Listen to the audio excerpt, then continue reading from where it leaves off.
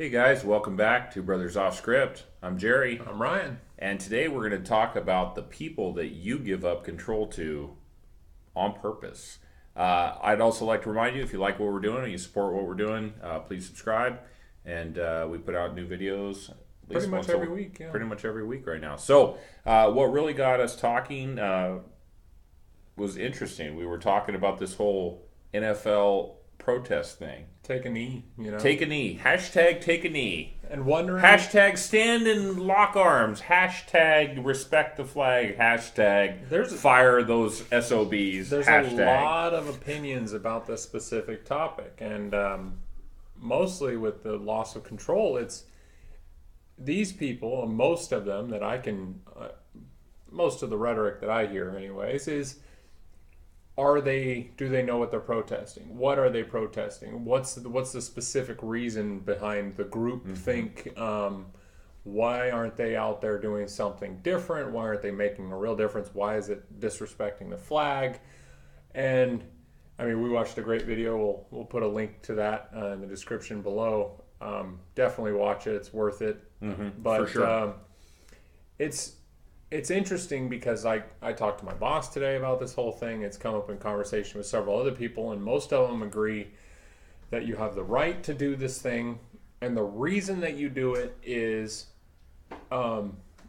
as important as the right to do it. Sure. But I don't get a lot of actual answers why they're doing it. I can't figure it out. Why are they specifically, as a group, taking a knee?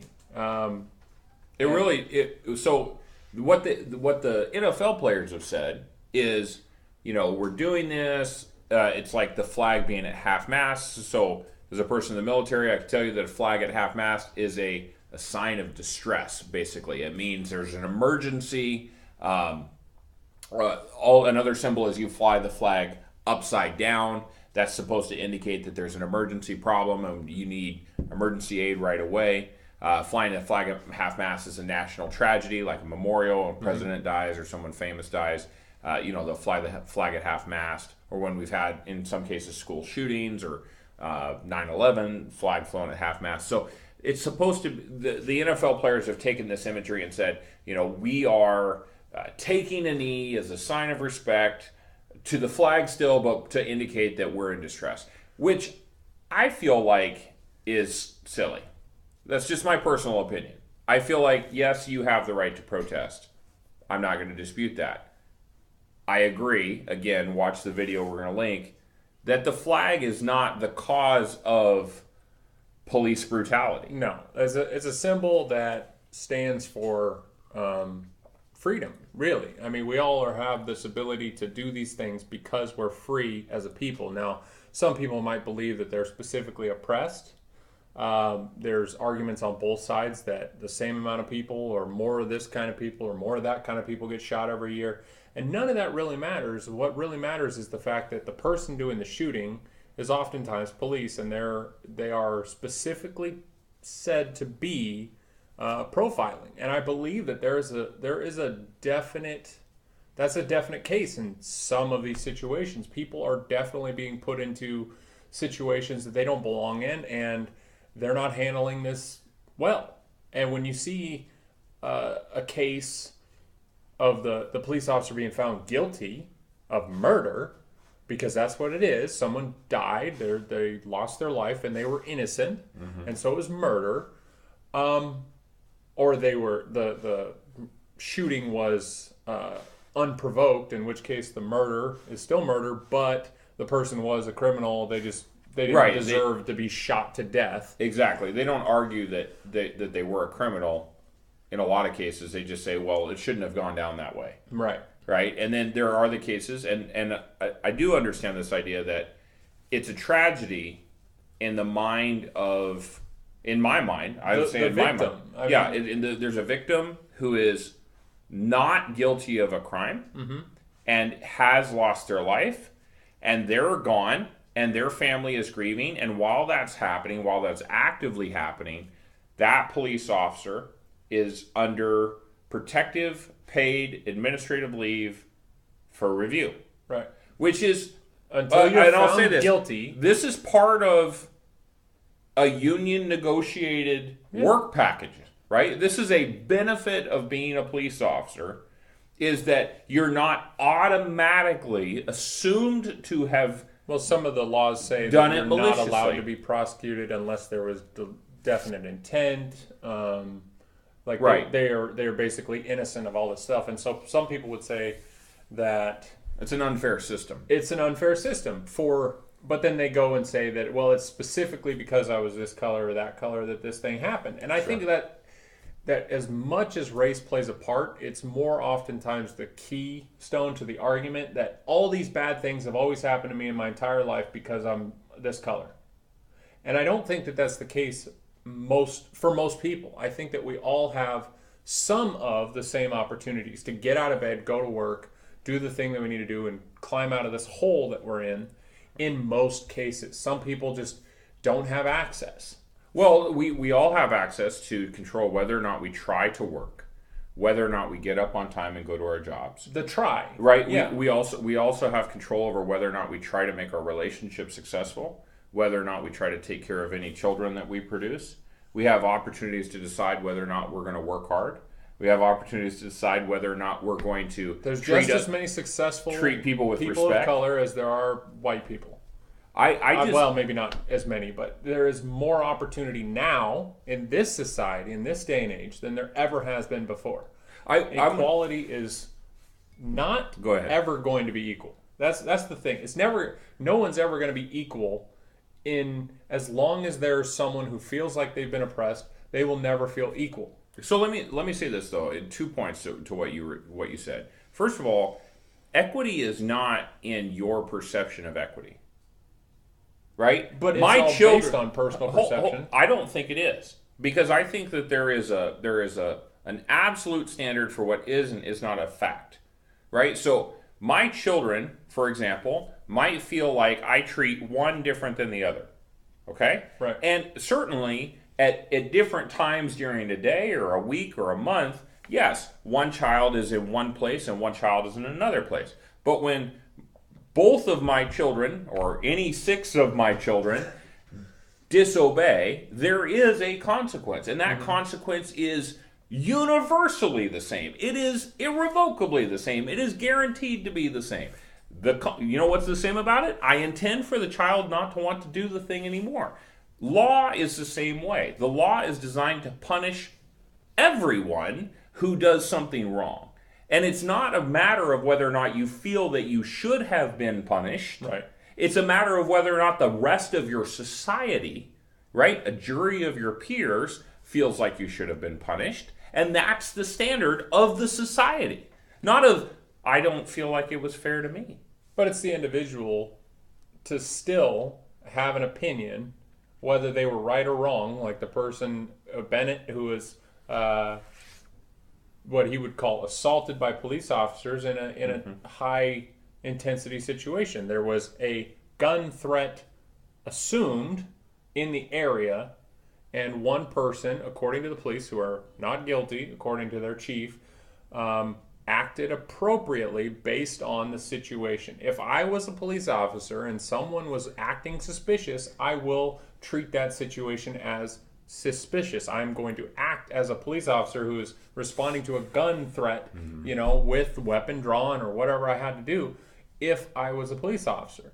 So I think I can put myself in that position. And a lot of people tend to argue the one side. They were wrong, and this is why they're wrong. And they'll never accept any alternative to that argument. But other people will argue, well, the reason why the wronged person wasn't necessarily wronged as much as they think they were is because of the situation as a whole. Circumstances. And the circumstances play a great role in what we should, as a society, determine to be the right stand.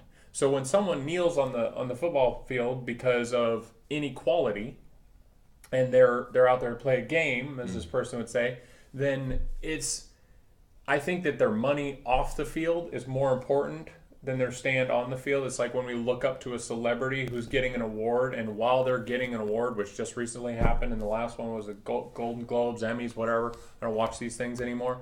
But they're receiving awards from their peers, and the entire time they're getting this gold trophy, they're saying, this is not a good world. We don't live in a good world. It's like that is the time to be grateful for all the things you have. Not it's just a blessing. Not just bash on everything like, oh, I now have a platform. You have a platform 300 days out of the year because of the 65 you're on set and you're tweeting. Like, I wish Trump didn't tweet as much. I really do. But I can't control a person's opinion. So if you're out there and you're doing your job and you're making your millions of dollars a year, or as an actor, as a football player, or whatever, and then the rest of the time, off season, you take your money that Americans pay, and a lot of the Americans in the stand are still standing up with their hand over their heart. Yep. The Americans that pay your salary, those people deserve the same amount of respect they've always received. It's a national football league, national pastime, national, meaning as a nation, we respect the flag, but in the off season, where you're not playing a game, you can take your money and go like Sherman does or whatever and donate backpacks to charity and run for office. Join the police department. Vote, right? Encourage other people to vote. There's all kinds of things that these guys can do that doesn't take away from, and you stand out of respect. Right. It's very clear. That's in the military. They teach you right away. Like, you stand, you come to a full stop, you pay attention and pay respect to the flag as it's passing by. It's a symbol. It's a symbol, but it's also the reality that that flag and that anthem are about the unity of the country. They're about the people who have died and sacrificed so that you have the right to say whatever you want. Yeah. And that's what it's about. And when we say we pledge allegiance to the flag, which we don't do anymore. Well, not enough. But when we say that, what we're saying is I'm willing to protect this nation with my life. And that's not just from the military, right? Pledging allegiance to your nation means your nation. It doesn't mean you're pledging allegiance to Donald Trump, because I think, again, presidents come and go, right? It means you're pledging allegiance to the flag. And I'll quote this. I think it's Brandon Tatum is the guy's name. Mm-hmm. We'll link it below. But he said, what has changed since Colin Kaepernick took a knee? Under Obama. Under Obama. What has changed, right? And with Obama being elected president, like, how did that make the lives of African Americans specifically better? And more so, how do some people on a field get to decide that they represent all, right? And now they're making it all people of color. And they include anyone who they determine is not white, which is ridiculous. We're all one race. I don't know what it stands people. for, but we're all different shades. I'm not a Republican or a Democrat. I'm a humanist.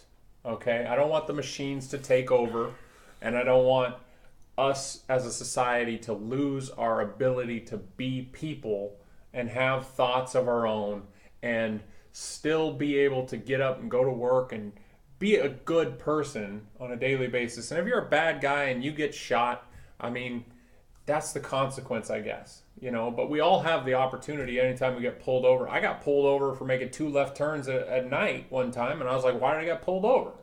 It wasn't because I'm who I am. It was because my vehicle was suspicious to the police officer. And when that happened, I complied with the law, which said, hey, I'm a cop, do what I say, and I don't have to resort to any form of force, whether it be defensive or deadly. I don't have to do anything, because what I do is keep my hands on the wheel and say, yes, officer, you are sworn to protect. It's like these people who will say, do the people who don't want to be part of the nation anymore, who say, like, because I pay your salary or something like that, I don't have to do what you say. And they just want to scream at cops, call them every name in the book, flip off cops as they go by, because it's a freedom of expression. Like, we have these freedoms because people fought for them. And certainly, there are people in positions of power, both politicians, both Democrats and Republicans, both police officers and judges and lawyers. There are absolutely hundreds of cases of these people throughout history who have abused their office and abused their power and become corrupt. At the same time, there are now millions of Americans of every color, of every shade, right? Of all one race of people who have done heinous things to one another, heinous things, right? For no reason, right? With no power, with no accountability and responsibility, they've done heinous things to one another. That's a human issue. It's not an issue of the flag, and it's certainly not an issue of a football game. And I think I wanted to ask you this. So, what to you is the part where people are giving up control of themselves? By allowing people to be the symbol, I think, is the biggest issue. When you stand behind someone who doesn't necessarily, like, you have to decide as an individual what you're going to do with your day-to-day life. You know, if you decide that today I'm going to strike at my job because I disagree with my boss's political thing, like that happens a lot right now with the whole, Trump isn't our president thing. It's people are specifically taking stands and doing things that they would have never done before. For some reason, this specific person has allowed them or supposedly given them the right to not follow through with their obligations. Like, go to work. I'm not going to show up to work because I don't agree with his immigration policies. Like, that's crazy. It's just one person. You asked for the job. One person said, yeah, you wanted the job. I want to go to work because I want a paycheck. I'm not on a salary. I have to go to work, put in my hours, and get a paycheck at the end of the month so I can pay my bills and take care of my family. Mm-hmm. And when someone says, you know what, as a group, we're just going to do this thing, and you know what, you don't have the right to tell me anything because I'm part of this group now. Like, it doesn't work like that. Not in the greater society. And so when people are joining these causes, taking a knee or just not showing up to work or whatever, blocking the middle of a highway, giving up control is by just being basically a lemming. I mean, you're either one way or another, you're walking towards the cliff. You know, it's going to end up coming down to, like, I don't expect there to be civil war or anything like that. That's impossible. It'd be really hard to coordinate. You know, you got to have Ohio and Washington, and it's like, oh, what's going on? Well, we're going to fight in the middle. That ain't going to work. So you got to, other states won't agree. But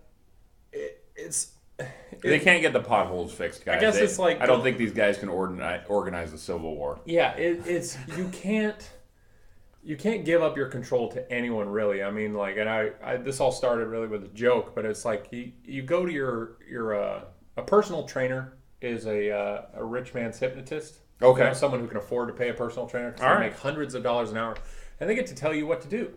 You come in and you say, I'm feeling fat, I want to lose some weight, and they say, get on the floor, flop around like a fish, and do it because I told you to. Like, okay, well, I'll give them my control so I can lose those 5 pounds. And that somehow is supposed to make you feel better, but they get paid.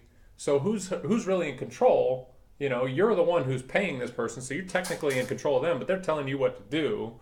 So it doesn't really make a whole lot of sense. And the same thing can apply to my tax dollars, my vote. Everything that I have goes to one person or another. And some of us can be vocal. We can be activists. We can take a stand and join into the fight, in a sense, and fight Antifa or be an anarchist or whatever we want to do. But as long as we're not in control of our action, we're letting someone else tell us what we're supposed to do instead of coming up with our own opinion and really searching this out. Because I'm trying to do the research right now to figure out what this whole thing's about, and I still don't understand how one guy did it a year and a half ago or whatever, and now all of a sudden people are doing it again. It doesn't make a whole lot of sense. He would have been a lot more successful if he'd been a better quarterback for the 49ers, right? Because now he's a free agent and he doesn't have a job, and he's getting dragged back into this as the leader of some kind of a movement. And I'm not saying that people don't have the individual rights to make choices. They certainly do. What I'm arguing for is the fact that we have choices as well. And we shouldn't allow, and I agree with you, that we shouldn't allow the other people that we know, Republicans, Democrats, grandparents, parents, uncles, whoever, spouses in your life to tell you how you have to think about an issue.